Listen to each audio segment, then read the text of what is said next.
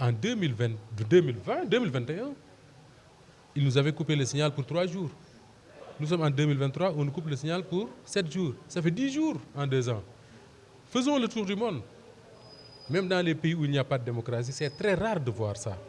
Moi, j'aurais compris que Babacar Diagne, comme il l'a fait, appelle ici, demande à ce qu'on arrête le direct et que nous refusions. Il nous dit, puisque c'est comme ça, je coupe le signal le temps du direct. Parce que cette manifestation-là n'allait pas durer toute la nuit. Hein.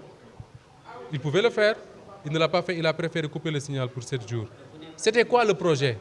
Comme disent les jeunes, c'était quoi le projet de Babacar Diagne? C'est de l'acharnement pur et dur et pas autre chose. Aujourd'hui, il a un objectif, c'est asphyxier financièrement le groupe Walfadjri. Il n'y arrivera pas, Inch'Allah.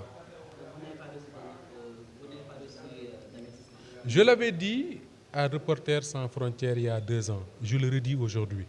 Il n'y a jamais eu d'avertissement. Babacar Diagne prend son téléphone, appelle Cheikh Niass.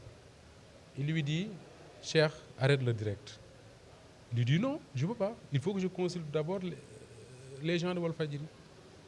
Il nous appelle, il m'a appelé moi-même en premier parce que je suis le directeur de la télé. Il me dit, Babacar Diagne demande qu'on arrête. Je lui dis, Cheikh, s'il s'agissait de faire du commercial, ça c'est ton domaine, c'est pas mon domaine, c'est toi qui travailles avec ton service commercial. Mais là, on est dans l'information pure et dure. C'est moi le journaliste qui décide. Et je lui ai dit, on n'arrête pas. Et si c'était à refaire, je referais la même chose. Et on n'a pas arrêté. Il a coupé le signal, c'est tout. Il n'y a pas d'autre explication. C'est pourquoi d'ailleurs, depuis quelque temps, quand mes confrères m'appellent pour me dire, oui, qu'est-ce que tu penses de ça, je leur dis, mais j'ai rien à dire, allez demander à Babacar Diagne. Ce que j'ai à dire, je l'ai dit à Babacar Diagne. Point final.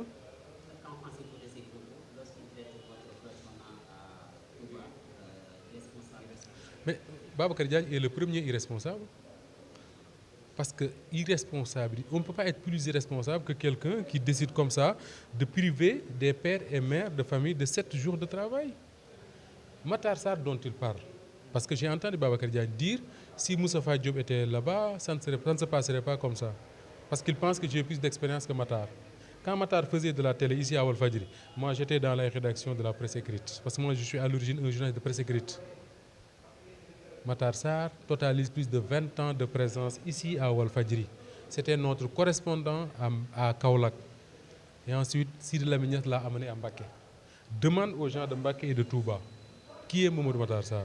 Donc Babacar ne connaît même pas la presse sénégalaise. Et ça, c'est la vérité. Quand vous entendez Babacar Diagne parler, vous vous rendez compte qu'il est complètement décalé par rapport à ce qui se passe. Il ne connaît pas les journalistes sénégalais. Babacar ne vous connaît pas. Babacar Diagne n'est pas comme les enseignants, journalistes enseignants qui sont au CESTI, qui gardent le contact avec les jeunes journalistes, qui savent ce qui se passe dans nos rédactions. Babacar Diagne n'en sait absolument rien du tout. Il ne connaît pas les journalistes sénégalais. Je suis sûr qu'il ne connaît pas les journalistes de la RTS. Quelqu'un comme ça, on ne peut pas le laisser continuer à décider de notre sort comme il veut. C'est pas possible. Depuis la coupure de votre signal, il y a une très grande audience dans votre site internet, votre YouTube notamment. Est-ce qu'il y a un réel impact? Mais ça veut dire simplement que ce que Babacar Diagne a fait, c'est une aberration.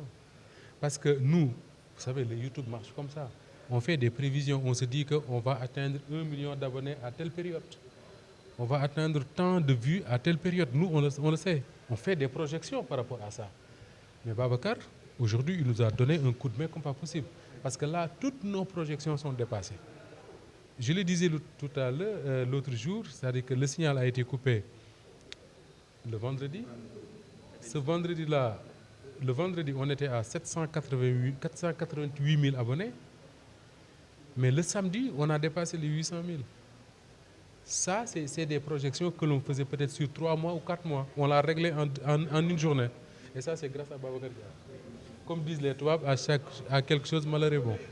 Mais ça n'empêche pas qu'il nous a fait subir un réel préjudice quand même. Les conséquences aujourd'hui, c'est que nous avons des partenaires sénégalais, français, américains, et on va devoir trouver les moyens de leur expliquer. Je ne sais pas s'ils accepteront de comprendre nos explications ou pas. Parce que vous regardez Walfadjri, vous avez des programmes qui nous viennent d'Amérique que nous diffusons chaque semaine. On n'a pas pu le faire à cause de Babacar Diagne. Qu'est-ce qu'on va faire pour réparer ça? On ne sait pas. C'est pourquoi nous avons saisi nos avocats pour qu'on essaie de voir comment faire pour que l'État du Sénégal indemnise le groupe Walfadjri. Et ça, ce sont les avocats qui y travaillent.